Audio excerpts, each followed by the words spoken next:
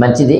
ప్రియమైన దేవుని సంగమా, ఈ యొక్క పరిశుద్ధాదివారం కొరకు ఏర్పాటు చేయబడిన దేవుని లేఖన భాగంగా యెహోషువ గ్రంథము 24వ అధ్యాయము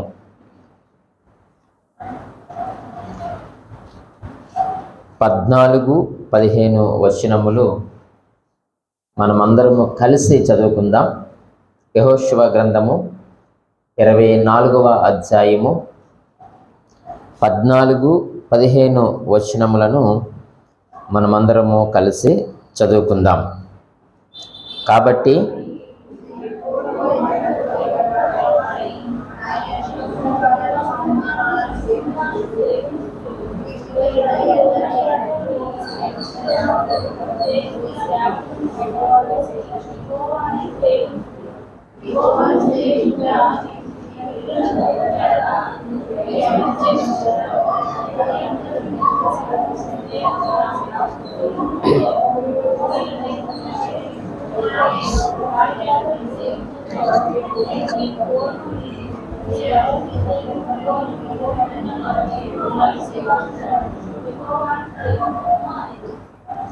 దేవుడు తన పరిశుద్ధ వాక్యము మన వినికిడిలో దీవించి ఆశీర్వదించునుగాక.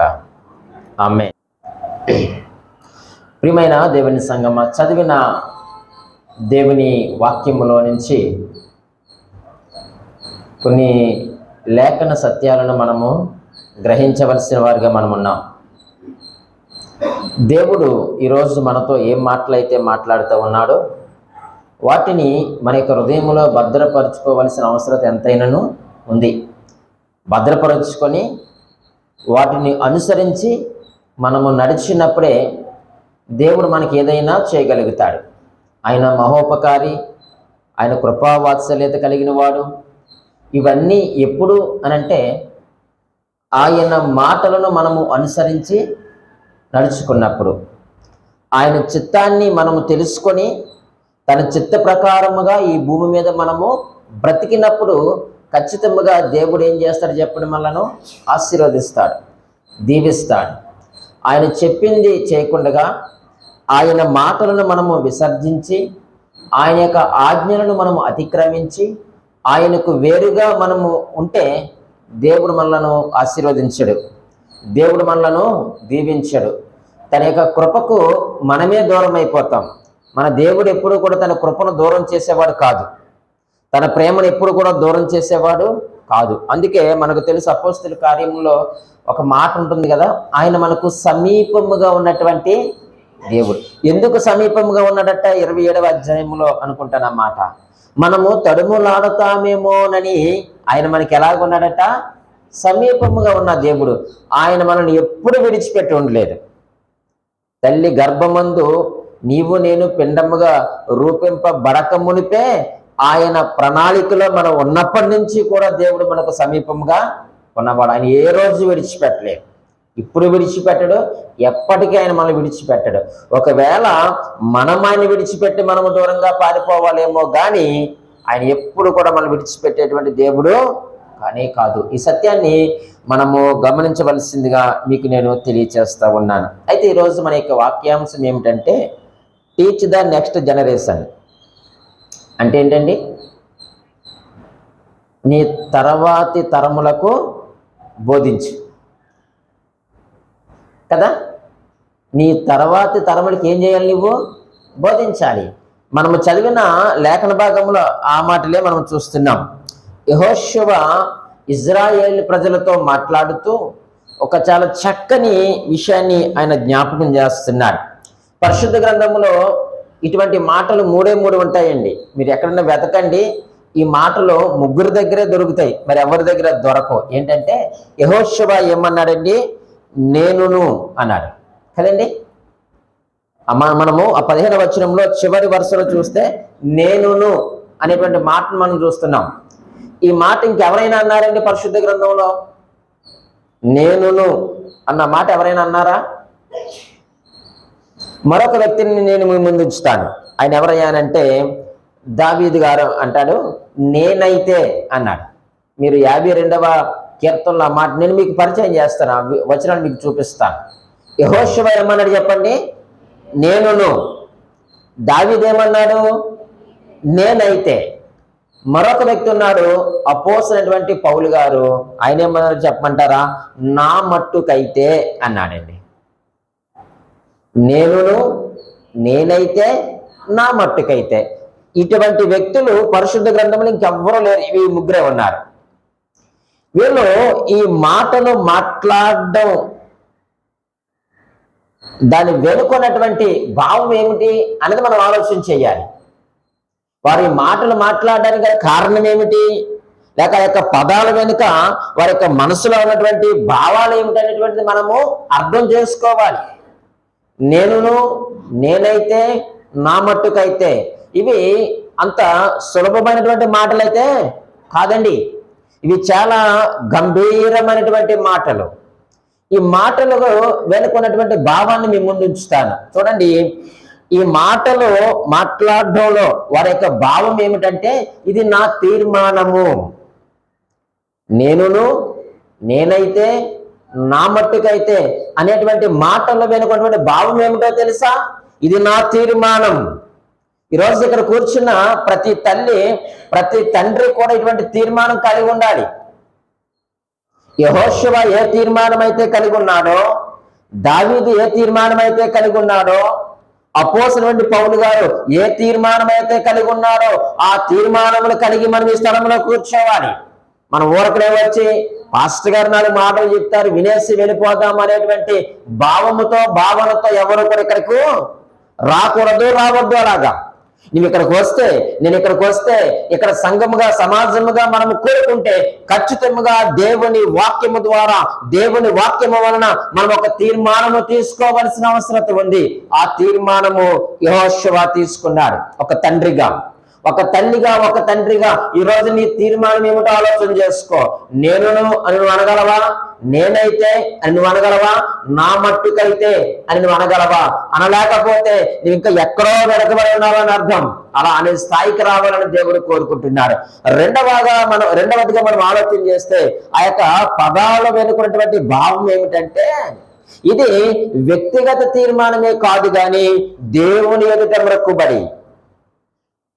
ఏంటండి? మీరు రాసుకుంటే రాసుకోండి, లేదనంటే తర్వాత మీరు ఆ వాక్యం యూట్యూబ్లో విన్న తర్వాత అయినా రాసుకోవచ్చు, మీకు ఇంకా స్పష్టంగా ఉంటుంది. చూడండి, ఇది మా తీర్మానమే కాదు కానీ, ఇది నా వ్యక్తిగత తీర్మానమే కాదు కానీ దేవుని ఎదుట మొక్కుబడి. మనం మొక్కుబడి ఎప్పుడు చేస్తాం చెప్పండి?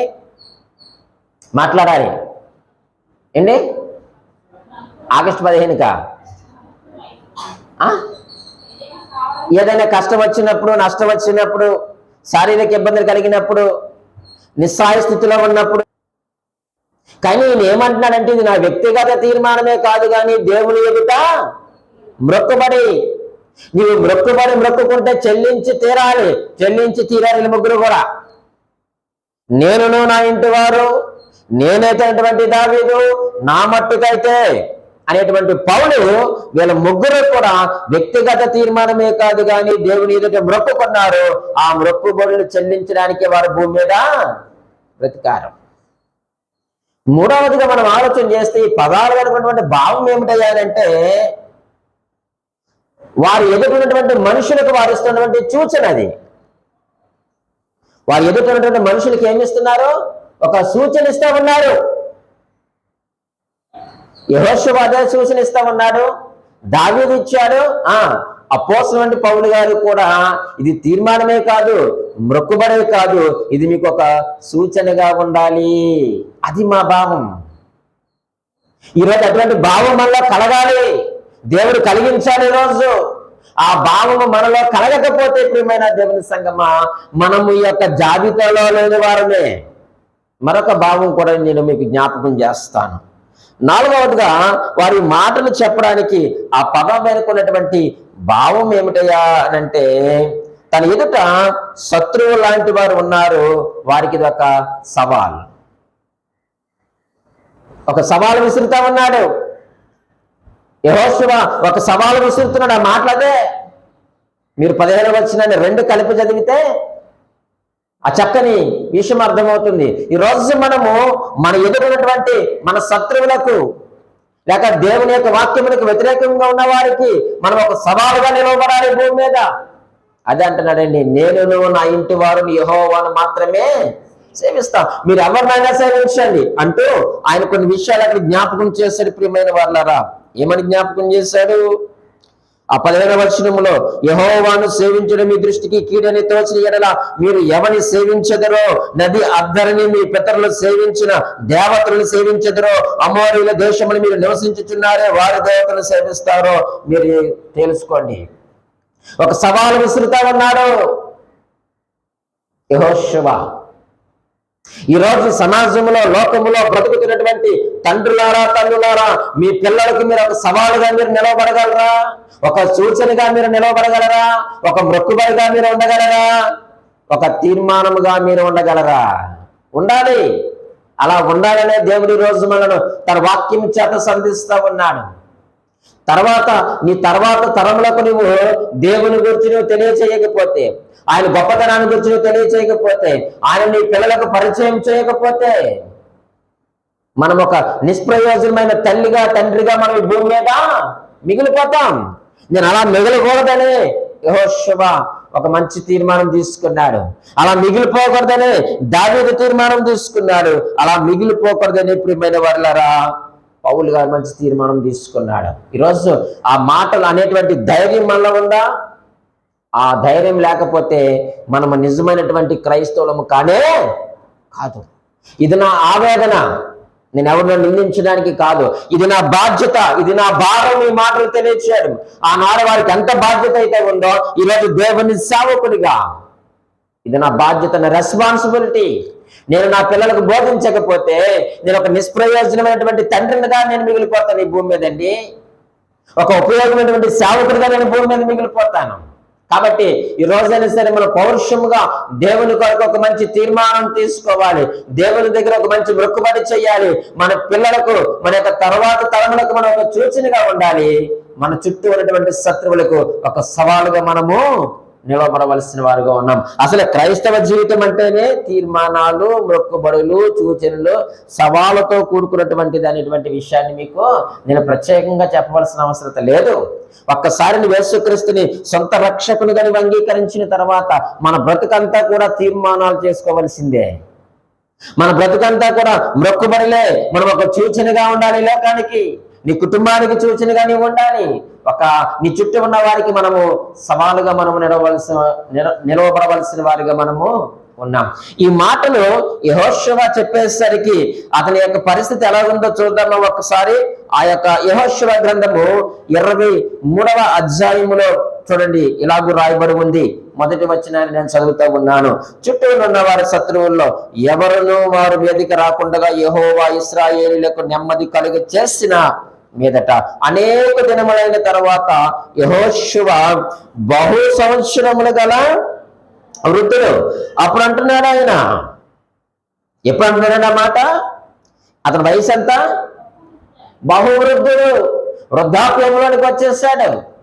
ఆయన కొంచెం ముందుకు వెళ్ళిన తర్వాత ఒక మంచి మాటను ఆయన తెలియజేస్తాను, మీ ముందు ఉంచుతాను. కానీ ఆయన ఈ తీర్మానం తీసుకునేసరికి, ఈ మొక్కుబడి చేసేసరికి ఆయన యొక్క పరిస్థితి ఏమిటయ్యా అంటే ఆయన బహువృద్ధుడు.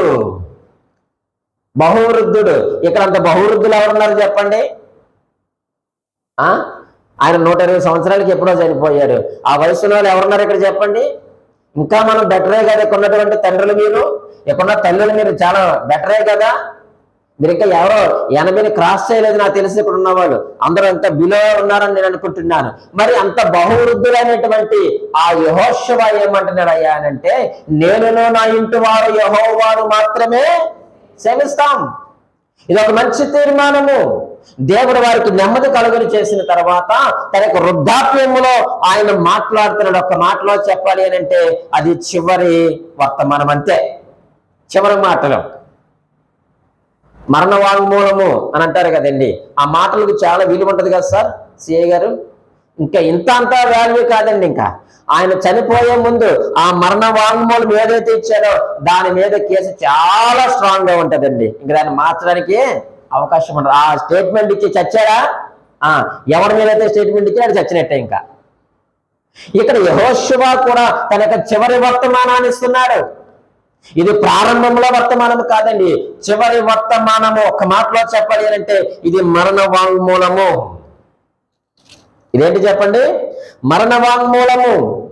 ఆ తర్వాత ఆయన చనిపోయాడు అంటే ఈ యొక్క వర్తమానములకు ఏముంది చెప్పండి? చాలా ప్రత్యేకత ఉంది, చాలా ప్రాముఖ్యత ఉంది. ఆ వర్తమానము ఆయన ఎవరికి చెప్పాడట? మనం అక్కడ చదివినటువంటి ఆ యొక్క 23వ అధ్యాయంలో మనం ఆలోచన చేస్తే 2వ వచనంలో ఇలాగంటున్నాడు, అప్పుడు అతడు ఎవరు? యెహోషువ బహు సంవత్సరములు గల వృద్ధుడాయను.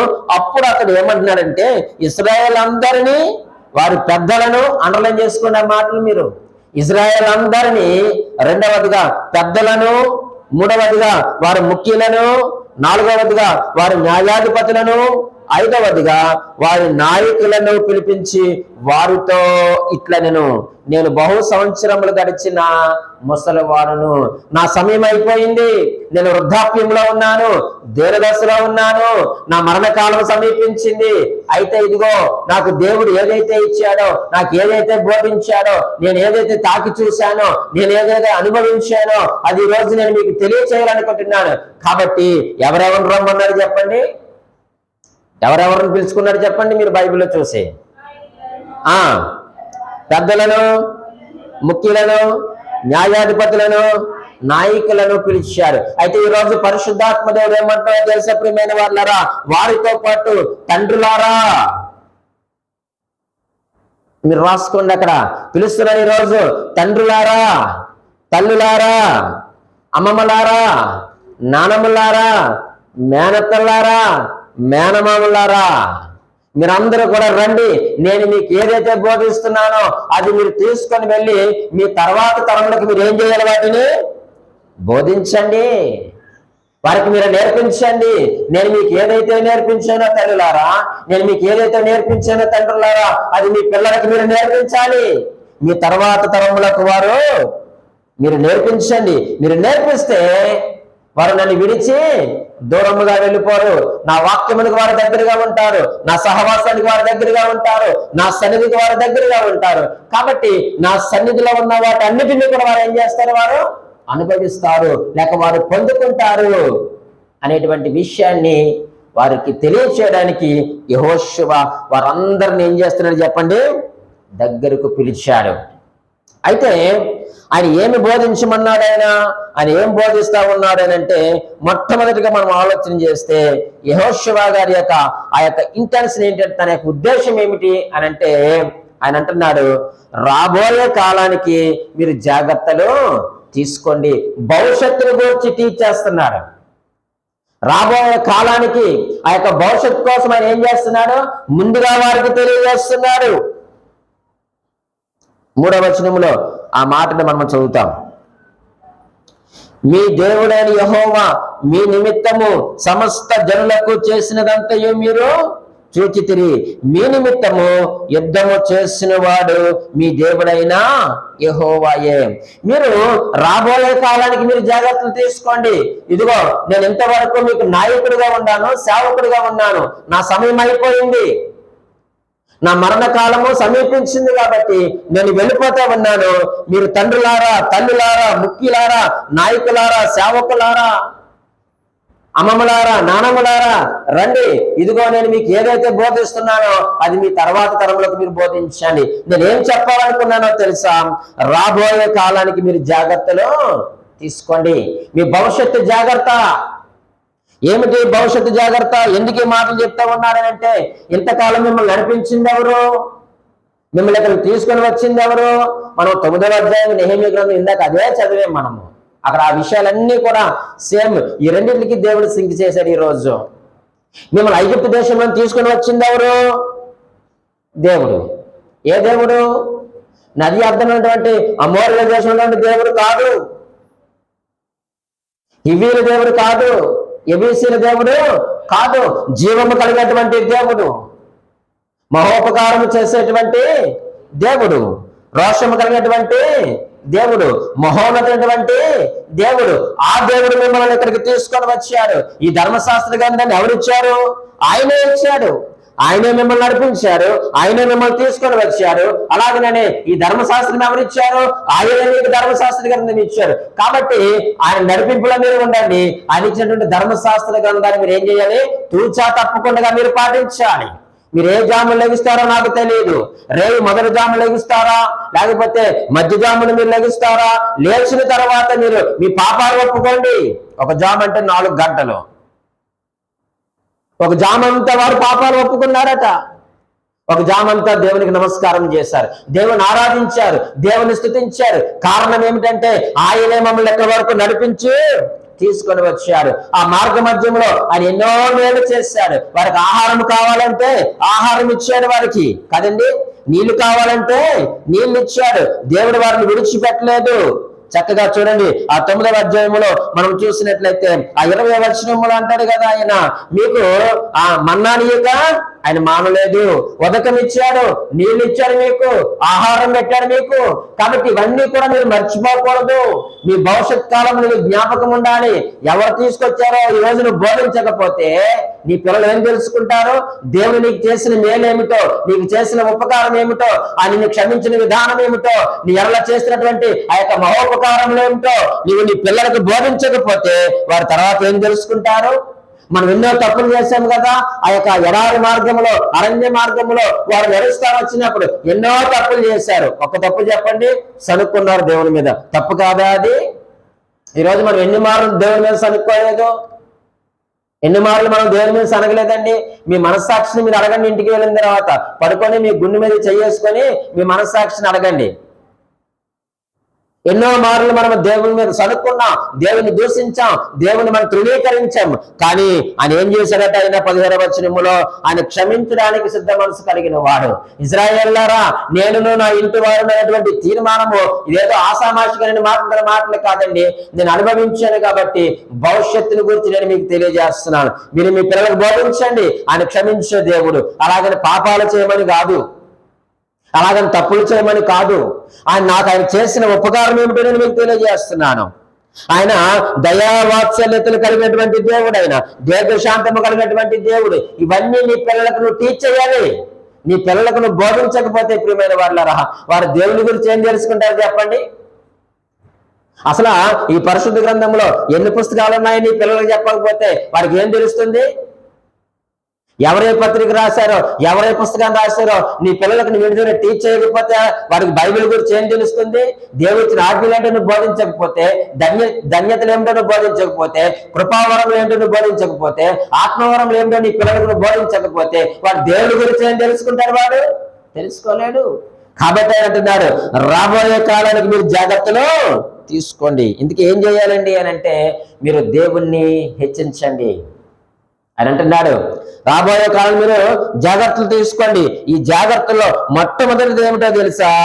దేవుణ్ణి మీరు హెచ్చించండి. దేవునికి మీరు ప్రథమ స్థానాన్ని ఇవ్వండి. దేవుణ్ణి మీరు ప్రేమించండి. దేవుని వాక్యమును ప్రేమించండి. దేవుని సన్నిధిని మీరు ప్రేమించండి. అందుకే యోహాను సువార్తలో ఒక మాట ఉంటుంది కదండి, 3వ అధ్యాయం 30వ వచనంలో ఒక మాట ఉంటుంది. ఏంటో చెప్పమంటారా? ఆయన హెచ్చవలసి ఉన్నది, నేను తగ్గవలసి ఉన్నది అంటున్నాడు. ఆయన ఏం చేయాలి? ఆయన హెచ్చవలసి ఉంది, నేను తగ్గవలసి ఉన్నది. నువ్వు దేవుణ్ణి హెచ్చించకపోతే నీ తర్వాత తరము దేవుణ్ణి హెచ్చించలేరు. మీకు ఒక మాటను జ్ఞాపకం చేస్తాను. యెహోషువ గ్రంథం, క్షమించాలి, న్యాయాధిపతుల గ్రంథము 2వ అధ్యాయము. మనము చదివిన ఆ యొక్క 24వ అధ్యాయానికి ఈ 2వ అధ్యాయానికి మధ్యలో ఒక అధ్యాయం ఉందండి అంతే. ఈ 2వ అధ్యాయము చూడండి, 10వ వచనంలో ఇలాగూ రాయబడి ఉంది, ఆ తరము వారందరూ తమ పితరుల యొద్దకు చేర్చబడి వారి తర్వాత యెహోవానైనను ఆయన ఇశ్రాయేలీల కొరకు చేసిన కార్యములైనను ఎరగని తరం ఒకటి పుట్టగా. ఎంత దినాది దినమో చూడండి ప్రియమైన వాళ్ళరా. ఆ పితరులందరూ కూడా, ఆ తరమ వారందరూ కూడా ఎక్కడ చేర్చబడ్డారట? పితరుల దగ్గరికి చేర్చబడ్డారు. అంటే వారందరూ ప్రభువును నిద్రించారు. నిద్రించిన తర్వాత వచ్చిన తరం ఎలా ఉందయా అని అంటే, అది ఎటువంటి తరం అంట? యెహోవానైనను ఆయన ఇశ్రాయేలుకి చేసిన కార్యములైనను ఎరగని తరం ఒకటి పుట్టెను. ఏంటి దీనికి కారణం ఏంటి? ఎందుకు యెహోవాను ఎరగని తరం పుట్టింది? ఎందుకు ఆయన చేసిన కార్యములను తెలుసుకోవాలని తరం పుట్టిందంటే తల్లిగా తండ్రిగా నీ పిల్లలకు నువ్వు బోధించలేదంటే. ఒక తండ్రిగా నీ పిల్లలకు నువ్వు ఏం బోధించాలి? ఒరే, దేవుడు మనలను ఎంతగానో పోషించాడు రా బాబు. 400 సంవత్సరాలు పైబడి ఐగుప్తులను బానిసలుగా ఉన్నప్పుడు దేవుడు మోషే అనేటువంటి తన సేవకుని పంపించాడు. ఆయన చనిపోయిన తర్వాత తన దగ్గర సేవకుని యెహోషువను మనకు నాయకుడిగా ఇచ్చాడు. ఆయన నాయకత్వం మేము నడిచాము. ఇదిగో రెఫీదీంలో నీళ్లు లేవు, సీనారణ్యంలో నీళ్లు లేవు, మార్గ మధ్యలో వచ్చే ఆహారం లేదు. అటువంటి సమయంలో మరి వారు ప్రార్థన చేసినప్పుడు దేవుడు ఎన్నో గొప్ప కార్యాలు చేశాడు. మన్నాను ఇచ్చాడు, అది మేము ఎప్పుడూ కూడా చూడలేదు. అటువంటి ఆహారాన్ని దేవుడు ఇచ్చాడు. ఆ యొక్క అరణ్యంలో దేవుడు ఒక బొగ్గను పుట్టించగా నీళ్లు ఉబ్బుకుతూ వచ్చాయి, బండలు చేర్చగా జీవజలాలు వచ్చాయి. ఎంత మధురంగా ఉన్నాయో. దేవుడు మాకు పగలు మేఘస్తంభంగాను రాత్రి అగ్నిస్తంభంగాను ఉన్నాడు. మా కాపుదలు ఇచ్చాడు. చుట్టూ శత్రువులు ఉన్నప్పటికీ ఎవడు మా మీదకి రాలేదు. దానికి కారణం ఏమిటంటే ఆయన మాకు రక్షకుడుగా ఉన్నాడు. ఆయన మాకు భద్రతనిచ్చాడు. ఒక తండ్రిగా మమ్మల్ని నడిపించాడు. అబ్బో, ఇన్నన్ని మేలు కాదు బాబు, ఆయన మహోపకారములు చేసినటువంటి దేవుడురా అని వారి పిల్లలకు వారు సరిగ్గా బోధించలేని కారణాన ఏ తరం పుట్టిందంటే అండి, యెహోవానైనను ఆయన ఇశ్రాయేలుకి చేసిన కార్యములనైనను ఎరగని తరం పుట్టిందంట.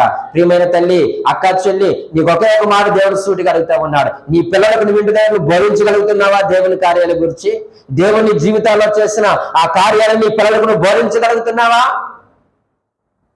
మీరు చాలా సాక్ష్యాలు చెప్పగలరు. చెప్పమంటే రోజులు సాగిపోవు మీ సాక్ష్యాలకి.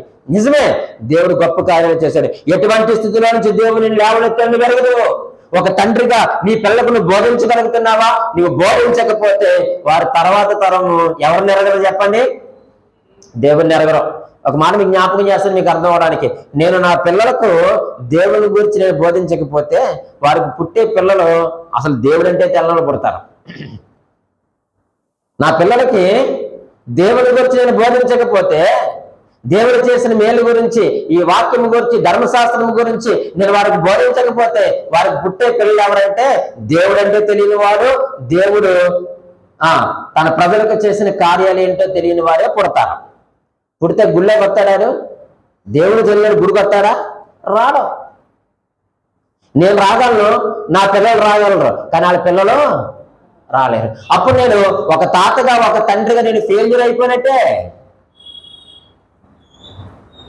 మీకు అర్థమవుతుందండి?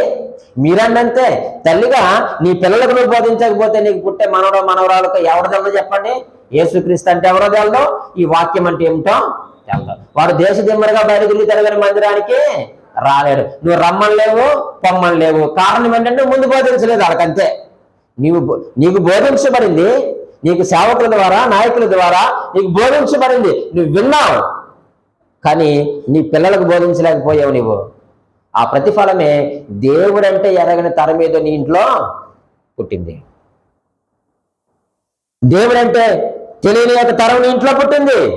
కాబట్టి ప్రియమైన దేవుని సంగమా, ఈరోజు నీ ఇంట్లో కానీ, లేక నీ గృహంలో కానీ, నీ సంఘములో కానీ, నీ గ్రామంలో కానీ దేవుణ్ణి హెచ్చించేటువంటి మనసు లేకపోతే ఇటువంటి తరమే పుడుతుంది.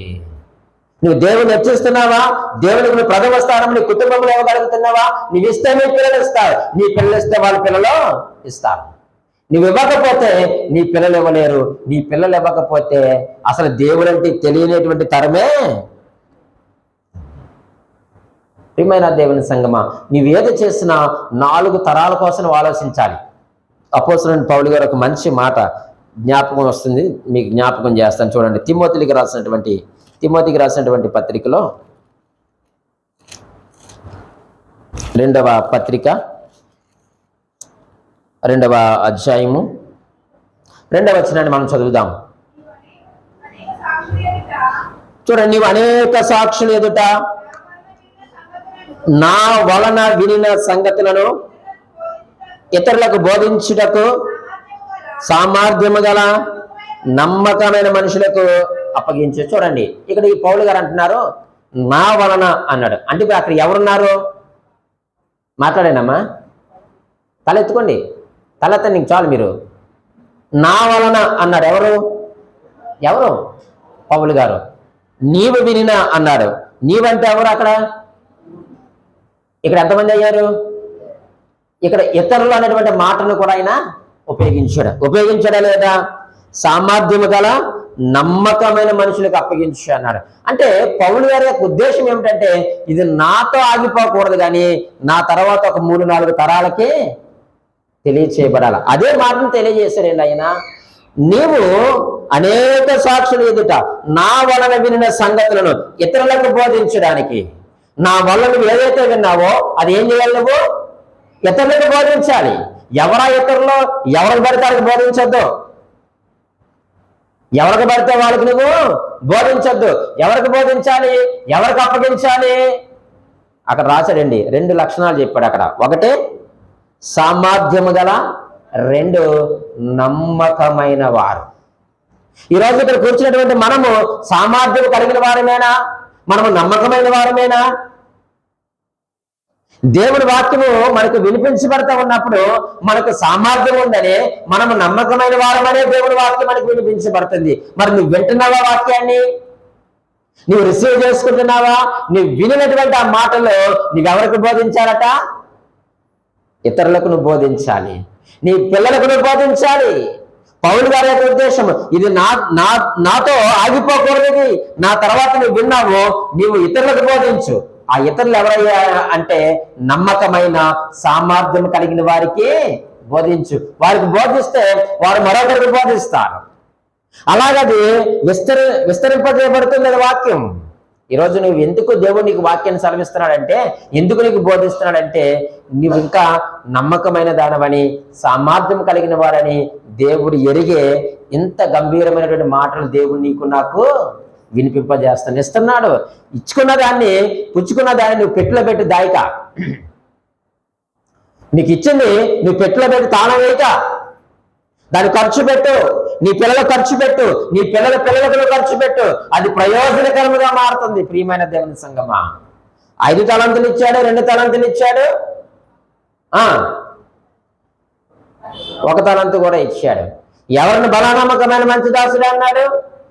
5కి 5 చేసిన వాడినే కదా, 2కి 2 చేసిన వాడినే కదా. ఆ దాసునాన్ని బలానమ్మకమైన మంచి దాసుడా లేదు, చెడ్డదాసుడా అన్నాడు. బలానమ్మకమైన లేదు, చెడ్డదాసుడా అన్నాడు. కారణం, ఈరోజు దేవుడు నీకు ఇచ్చినటువంటి ఈ వాక్య సత్యాన్ని నువ్వు నీ పిల్లలకు బోధించాలి. నీ పిల్లలకు బోధించాలి. ఇశ్రాయేలు వినుము. ద్వితీయోపదేశ కాండంలో 6వ అధ్యాయం మనందరూ కూడా తెలుసు. నీ పిల్లలకు నువ్వు బోధించు. నువ్వు లేచినప్పుడు, నువ్వు కూర్చున్నప్పుడు, నువ్వు పండుకున్నప్పుడు, నువ్వు నడుస్తున్నప్పుడు, బయటకు వెళ్ళినప్పుడు, లోపలికి వస్తున్నప్పుడు, నీ ద్వారబంధాలు కట్టు, నీ బాస్కెట్లుగా కట్టుకో, నీ మణికట్టులుగా కట్టుకో. నీ పిల్లలకు బోధించు. నీ పిల్లలకు బోధించకపోతే ఆదివారం మందిరానికి ఎలా రాగలరు? వాళ్ళు రారు. వస్తారండి?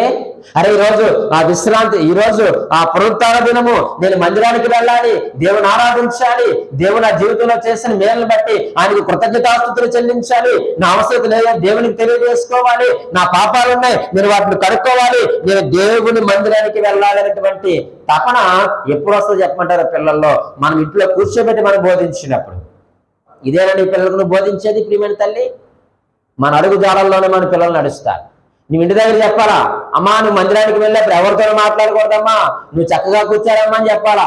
తండ్రులని మీరు కూడా మీ పిల్లలకు చెప్పాలా, ఒరే నువ్వు మందిరానికి వెళ్ళినప్పుడు చక్కగా కూర్చోవాలరా, మట్ట వేసుకొని కూర్చోవాలరా, ఆరాధన అంటే దేవుని ఆరాధన చేయాలరా, మంచి తాగని మధ్యలో తిరగకూడదురా, నీ చేతిలో బైబిల్ ఉండాలరా, పాస్టర్ గారు చెప్పి శ్రద్ధగా వినాలరా, రాసుకునే సత్తామంటే నోట్స్ పెట్టి రాసుకోరా అని నువ్వు ఇంటి దగ్గర చెప్పాలా. ఒక తండ్రిగా, తల్లిగా ఏం చెప్పు. పొద్దున్న లేసావా 9 గంటలకి, గబగబా రెడీ అయిపోయావా, మీ అమ్మటిని ముద్ద తినేసి రెడీ అయిపోయి ఎక్కడికి? గుళ్ళోకి వెళ్ళొచ్చేద్దాం. రాకపోతే పాస్టర్ గారు అడుగుతారు, రాకపోతే పెద్దలు అడుగుతారు. నువ్వు బైబిల్ పట్టుకోని చెప్పు, ఒక నోట్స్ ఇచ్చి రాసుకోని చెప్పు, ఏం చెప్పారని ఇంటి దగ్గర కొన్ని అడగవు. ఎందుకంటే అంత తీరుబడి తండ్రిగా, తల్లిగా మనకు లేదు కాబట్టి. ఉందంటారా ప్రియమైన దేవుని సంగమా? యెహోషువ అంటున్నాడు, రాబో కాలానికి మీరు జాగ్రత్తలు తీసుకోండి, దేవుని హెచ్చించండి. మిమ్మల్ని నడిపించింది ఎవరు? ఇక్కడ తీసుకొచ్చింది ఎవరు? ఆయనే కదా. మీకు ధర్మశాస్త్ర గ్రంథాన్ని ఇచ్చింది ఎవరు? ఆయనే కదా. వీటన్నిటిని బట్టి దేవుని మీరు హెచ్చించండి. ఆయన దారిలో మనల్ని విడిచిపెట్టలేదు, మమ్మల్ని వదిలేదు. కాబట్టి తల్లులారా, తండ్రులారా, ముఖ్యులారా, నాయకులారా, సేవకులారా, ఇజ్రాయెల్ ప్రజలందరిలారా, నానమ్మలారా, అమ్మమ్మలారా, రండి, వినండి. విని మీ పిల్లలకి మీరు బోధించండి. భవిష్యత్ కాలానికి మీరు జాగ్రత్తలు తీసుకోండి. రెండవదిగా ఆయన ఉద్దేశం ఏమిటంటే ఆ జాగ్రత్తలు తీసుకోవడంలో మొదటిది దేవుణ్ణి హెచ్చించడం అయితే, రెండవదిగా వాక్యాన్ని మీరు అభ్యసించండి. ఎందుకంటే నేను సేవకు వచ్చిన తొలి దినాల్లో దేవుడు నాకు ఒక సలహా ఇచ్చాడు. ఏంటో చెప్పమంటారా సలహా? యెహోషువ అన్నాడు, నాకు కాదు. పాస్టర్ గారికి ఏది ఇచ్చాడు అనుకుంటున్నారేమో కాదు, యెహోషువ అన్నాడు. మొదటి అధ్యాయం చదవండి, యెహోషువ గ్రంథం మొదటి అధ్యాయము 7వ వచనములో అంటున్నాడు, యెహోషువ నేను సేవకు వచ్చే తొలి దినాల్లో కొత్తలో దేవుడు నాకు మంచి సలహా ఇచ్చాడు. చదవండి మొదటి అధ్యాయం 7వ వచనం. అయితే ఈ మాట ఎవరెవరితో చెప్తున్నారండి? దేవుడైన యెహోవా ఎవరితో చెప్తా ఉన్నాడు?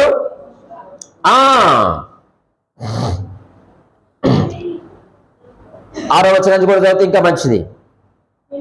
నేను విలువను ఎడబాయను, నిర్భరము కలిగి ధైర్యముగా ఉండుము.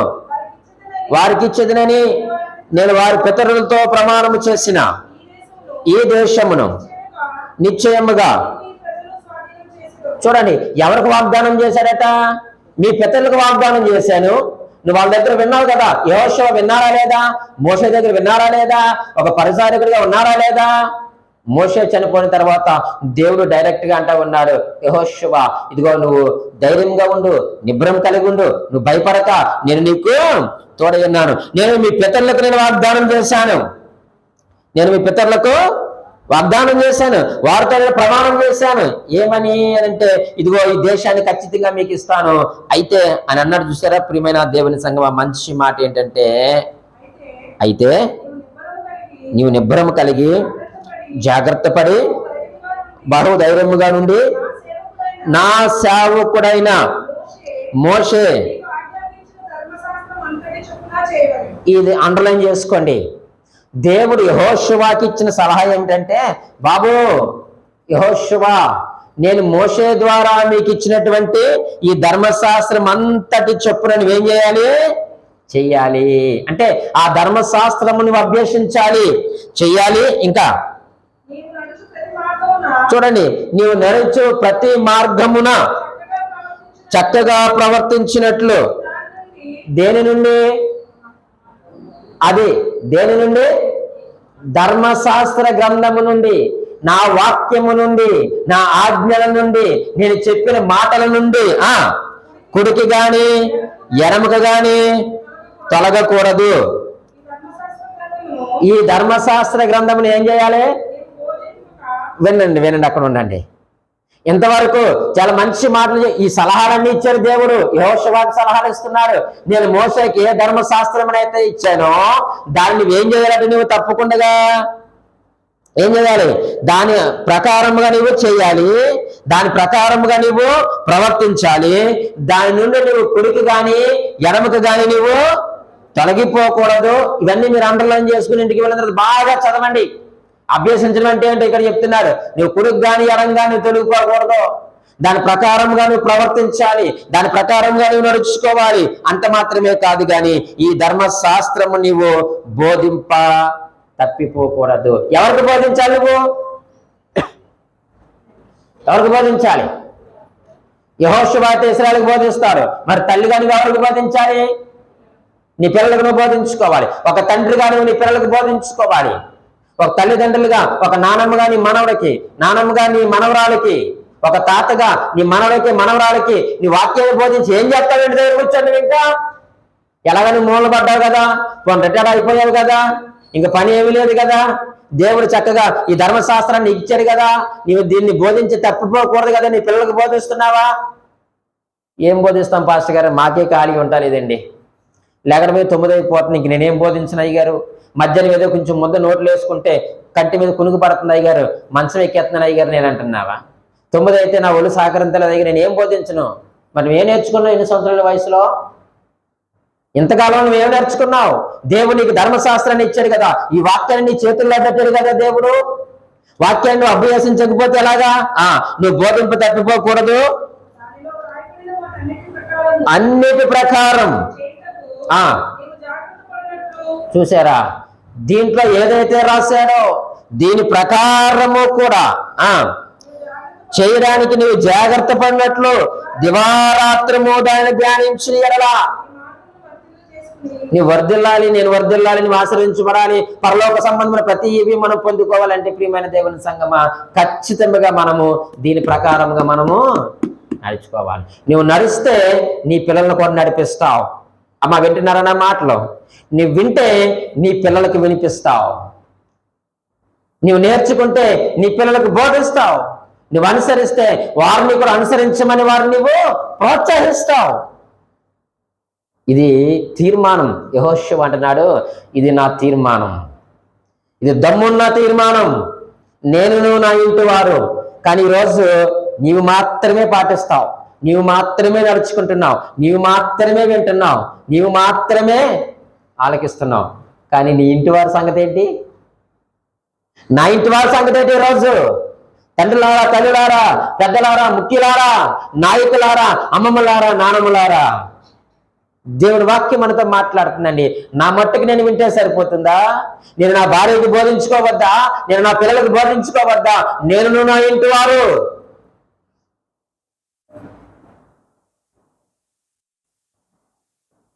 ఈరోజు కుటుంబాలు వర్ధిల్లకపోవడానికి కారణం ఏంటంటే ఇదిగో ఈ మాటలు మనము పాటించకపోవడం వల్లే. అంతే, దేవుని వాక్యం చదవకపోవడం వల్ల, వాక్యానుసారంగా మనం జీవించకపోవడం వల్లే ఏమవుతుందో తెలుసా ప్రియమైన దేవుని సంగమా? మన మార్గాలు వర్ధిల్లుతా లేదు. నీవు ధ్యానించిన ఎడలా నీ మార్గము నీవు వర్ధిల్ల చేసుకొని చక్కగా ప్రవర్తిస్తావు. ఈరోజు మన ప్రవర్తన ఎలా ఉంది? దేవుని మందిరంలో కూర్చున్నప్పుడు అరే నేను కింద కూర్చోగలను అని అన్నప్పుడు కింద కూర్చోగలవు. ఆ శక్తి బలం అనుకుంది. ఏదో ఇప్పుడు ముసలి వాళ్ళు అంటే తప్పదండి, మోకాలు వంగు, మోకాలు నిలవబడవు అంటే మేము కింద కూర్చోలేదని అడుగుతలేదు, నేను చెప్తా ఉన్నాను. సరే, దేవుని మందిరంలో కూర్చున్న తర్వాత చక్కగా మట్ట వేసుకుని కూర్చుంటున్నావా నీవు? లేకపోతే పుల్లల పొయ్యిలో కర్రలు పెట్టినట్టు కాలు దాకా కూర్చుంటున్నావా? దేవుని కృపను బట్టి మన సంఘంలో బిడ్డలందరూ చాలా చక్కగా మర్యాదగా కూర్చుంటారు. అందుని బట్టి దేవుని స్తోత్రం. నువ్వు దేవుని మందిరంలో కూర్చున్నప్పుడు అయ్యో దేవుని సేవకుని ద్వారా దేవుడు ఏం మాటలు మాట్లాడతాడని నీ చెవులన్నీ కూడా సేవకుని నోరు మీద ఉన్నాయా? అరే ఎప్పుడు ఏ రిఫరెన్స్ చెప్తాడా తీసేద్దామని బైబిల్ పేజీలు పట్టుకుని ఇలా ఉన్నావా? చక్కగా ప్రవర్తించు. ప్రసంగి గ్రంథం 5వ అధ్యాయం 2వ అధ్యాయం అందరికీ కంటస్తవచ్చు. నీవు దేవుని మందిరంలోకి పోయినప్పుడు నీ ప్రవర్తన అంతటినే ఇన్సైడ్ అవుట్ సైడ్ కూడా జాగ్రత్తగా చూసుకోవాలండి. వన్ సైడ్ కుదరదు, ఇక 2 sides ఉండాలి. ఇన్సైడ్ అవుట్ సైడ్ రెండు వైపులా కూడా నీ ప్రవర్తన జాగ్రత్తగా చూసుకోవాలి. ఆ మంచి మాటలండి. ఆయన అంటున్నాడు, ఆయన నీ మార్గం వర్ధిల్లా చేసుకొని చక్కగా నీ ప్రవర్తిస్తావు. నీ ప్రవర్తన ఎలా ఉంది? ఇంకా ఏమన్నాడు ఆయన? నేను నీకు ఆజ్ఞ ఇచ్చి ఉన్నాను కదా, నిబ్బరము కలిగి ధైర్యంగా ఉండము, దిగులు పరకము జరేకము, నీవు నడుచు మార్గం అంతటిలో నీ దేవుడైన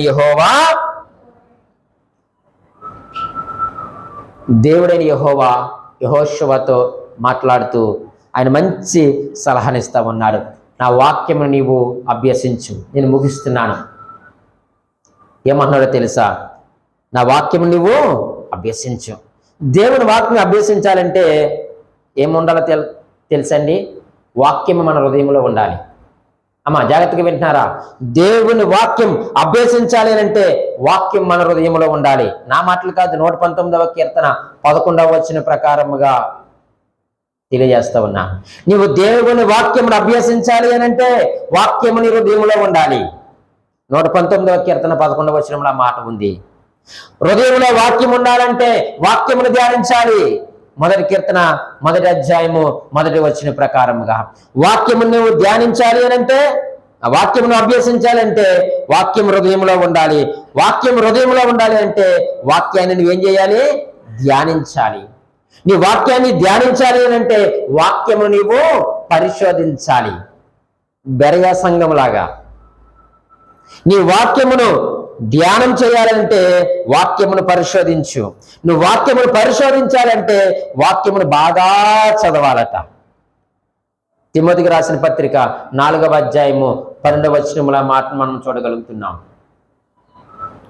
పరిశోధించాలంటే వాక్యమును బాగా చదవాలి. వాక్యమును పరిశోధించాలంటే వాక్యమును బాగా ధ్యానం చేయాలి.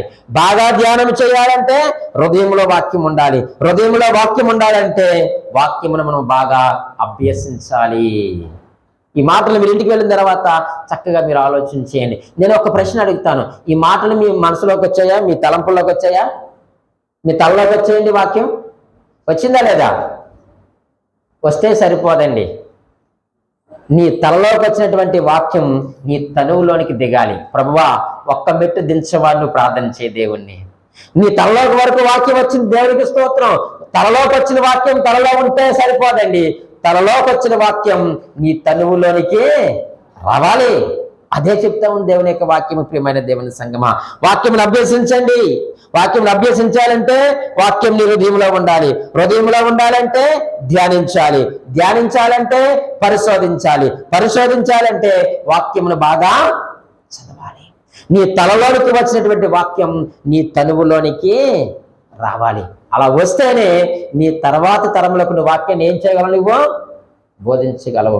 నీ బిడ్డల యొక్క వారి యొక్క భవిష్యత్తును నువ్వు మార్చగలవు. ఎప్పుడంటే నువ్వు విని, నువ్వు అభ్యసించి, నువ్వు ధ్యానించి ఆ యొక్క వాక్య ప్రకారంగా నువ్వు జీవించినప్పుడు దానిని మనము మన తర్వాత తరములకు మనము బోధించగలుగుతాం. దేవుడైన యెహోషువకి ఇచ్చినటువంటి చక్కని సలహా. ఈరోజు దేవుని వాక్యం మనకి ఇచ్చింది సలహా. నువ్వు పాటిస్తావా? పాటిస్తే నీ మార్గాలను వర్ధిల్లా చేసుకుంటావు. నువ్వు పాటిస్తే నువ్వు చక్కగా ప్రవర్తిస్తావు. నువ్వు పాటిస్తే దేవుడు నీకు తోడుగా ఉంటాడు. నువ్వు పాటిస్తే నువ్వు దేనికి భయపడవు. నువ్వు పాటిస్తే నువ్వు ధైర్యంగా ఉంటావు. నువ్వు సింహము వలె నువ్వు తలెత్తుకొని ఉంటావు. ఎందుకంటే ఆయన మనకు తోడుగా ఉన్నటువంటి దేవుడు. నువ్వు పాటిస్తే కుడికి గాని ఎడమకు గాని నువ్వు తొట్టిల్లిపోవు. చక్కని త్రోవల్లో దేవుడు నిన్ను నడిపిస్తాడు. నువ్వు నడాలి, నీ పిల్లల్ని నువ్వు నడిపించాలి. నేను నడవాలి, నా పిల్లల్ని నేను నడిపించుకోవాలి. దేవుడు అదే కోరుకుంటున్నాడండి. దేవుడు అదే కోరుకుంటున్నాడు.